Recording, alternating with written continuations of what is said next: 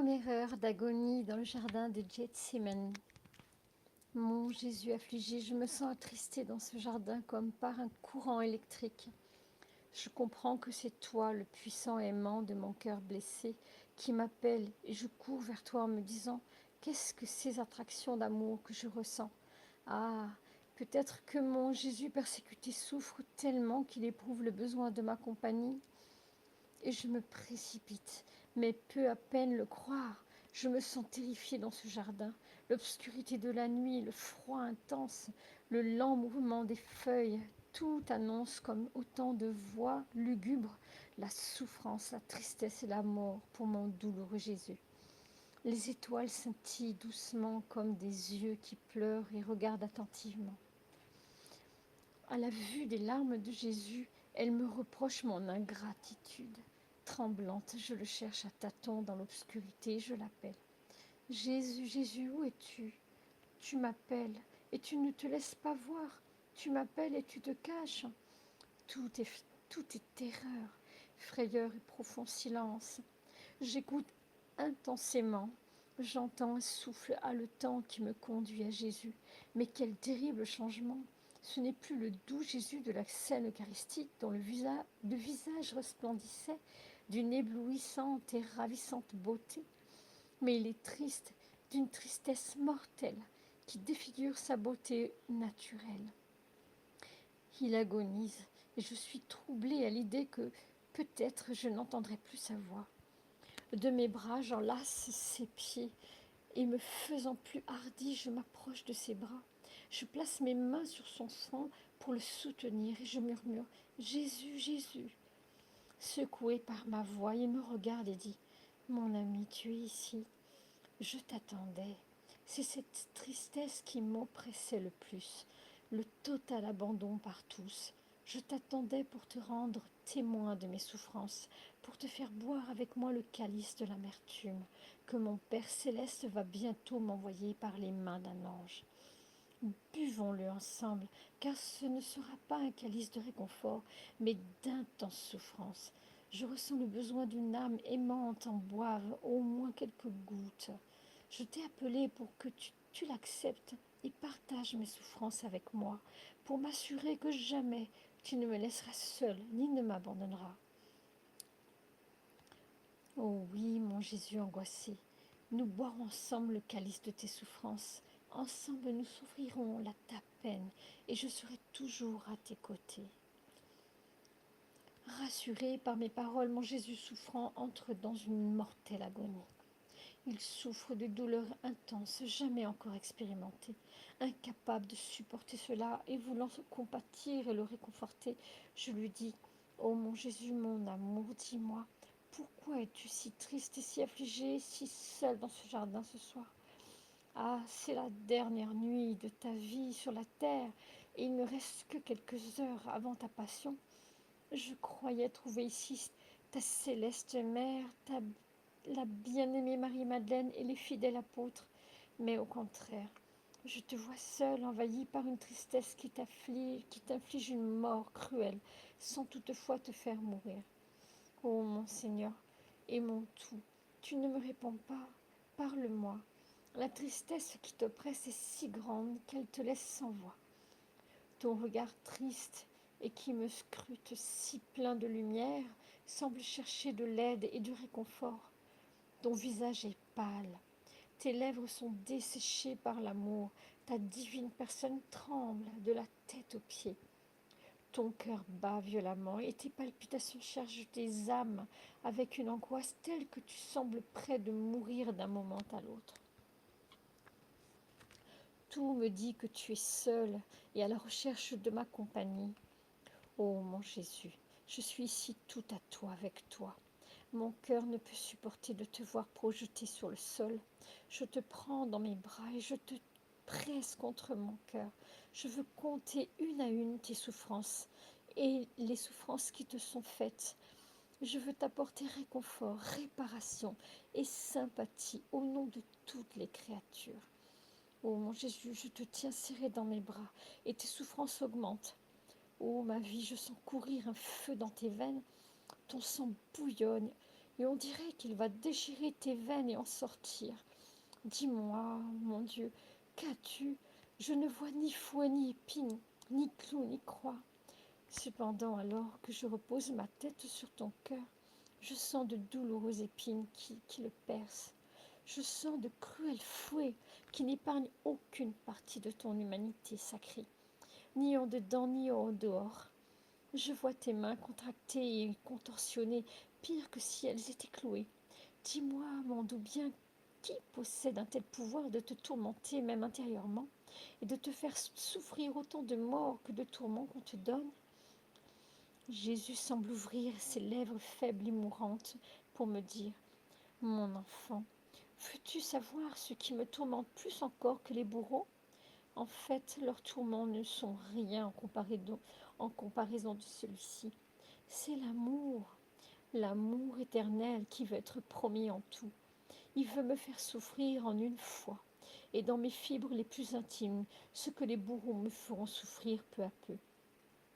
Ah, mon enfant, c'est l'amour qui prévaut totalement sur moi et en moi. L'amour est pour moi un clou, l'amour est pour moi un fouet, l'amour est pour moi une couronne d'épines, l'amour est tout pour moi. L'amour est ma passion éternelle, alors que ce que je souffre dans mon humanité n'est que temporel. Ah, mon enfant, entre dans mon cœur, perds-toi dans mon amour.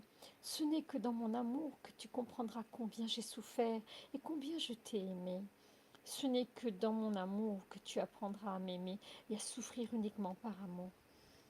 Mon Jésus, j'entre en ton cœur puisque tu m'y appelles pour voir ce que l'amour te fait souffrir. Mais que vois-je? Je vois l'amour couronnant ta tête, non avec des épines matérielles, mais avec des épines de feu. Je vois que l'amour te fouette, non avec des cordes, mais avec des fouets de feu. Je vois que l'amour perce tes mains, non avec des clous de fer, mais avec des clous de feu. Tout est feu. Le feu pénètre jusqu'à la moelle de tes os, transformant ta sainte humanité tout entière en feu. L'amour t'inflige des douleurs mortelles, dépassant celles de la passion elle-même. Il se prépare déjà avec ton sang un bain d'amour pour toutes les âmes qui cherchent à être purifiées de toute souillure et qui veulent acquérir les droits des enfants de l'amour. Ô amour sans fin, je me sens submergée devant une telle immensité d'amour. Je vois que pour entrer dans l'amour et pour le comprendre, je devrais être tout amour.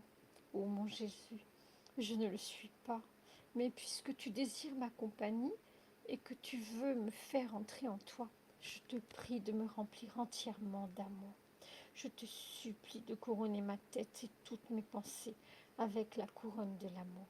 Mon Jésus, je te prie de fouetter avec le fouet de l'amour mon âme, mon corps, mes facultés, mes sentiments, mes désirs et mes affections, tout, que mon être tout entier demeure flagellé, scellé par l'amour.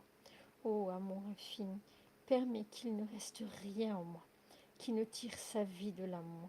Ô Jésus, centre de tout amour, je te prie de clouer mes mains et mes pieds avec les clous de l'amour, afin d'être entièrement transpercé par l'amour, et que je puisse devenir amour, comprendre l'amour, être vêtu et nourri d'amour. Ô Jésus, que l'amour me garde entièrement cloué en toi, afin que rien en moi ou en dehors de moi ne puisse me séparer ou me distraire de l'amour. Réflexion.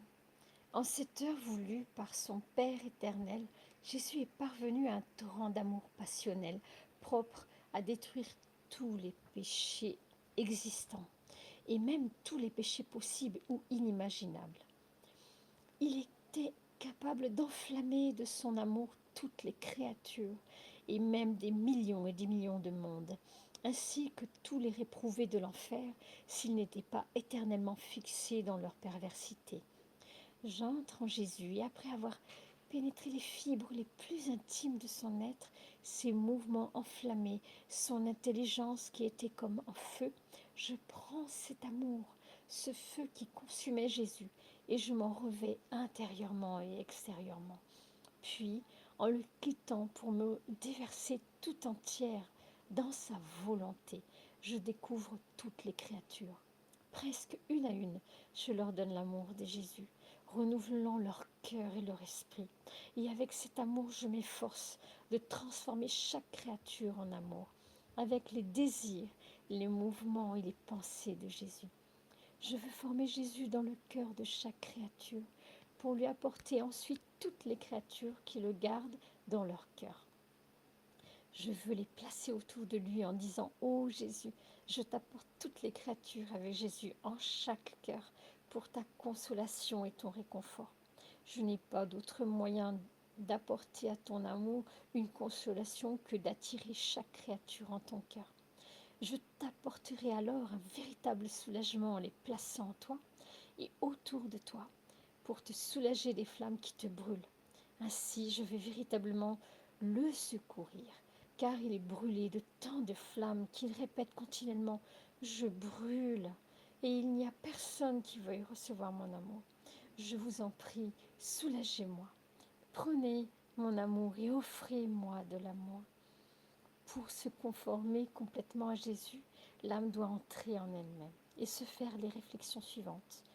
En tout ce que je fais, puis-je dire qu'un continuel courant d'amour coule entre Dieu et moi? Notre vie est une continuelle cascade d'amour que nous recevons de Dieu. Si nous pensons, c'est un courant d'amour. Si nous travaillons, c'est un souffle d'amour. Si nous parlons, c'est de l'amour. Le mouvement de notre cœur est amour. Tout ce que nous recevons vient de Dieu. Mais toutes nos actions courent-elles vers Dieu avec amour? Jésus trouve-t-il en nous le doux enchantement de son amour qui court pour le rencontrer, afin que, ravi par cet enchantement, il puisse nous inonder encore plus abondamment d'amour? Si nous n'avons pas eu l'intention de courir dans l'amour de Jésus en tout ce que nous avons fait, entrons en nous-mêmes et demandons son pardon de l'avoir privé du doux enchantement de son amour envers nous et de l'avoir fait souffrir au lieu de sourire par l'enchantement de l'amour. Est-ce que je permets d'être formé par les mains divines comme l'a fait l'humanité de Jésus-Christ? Nous devrions considérer tout ce qui nous arrive et qui n'est pas péché comme une opération divine. Sinon, l'âme prive le Père de sa gloire. Elle permet à la vie divine de la quitter et perd la sainteté. Toutes ces choses que nous vivons, inspiration, mortification et grâce, ne sont rien d'autre que les opérations de l'amour. Les acceptons-nous comme Dieu le veut? Donnons-nous à Jésus la liberté de travailler?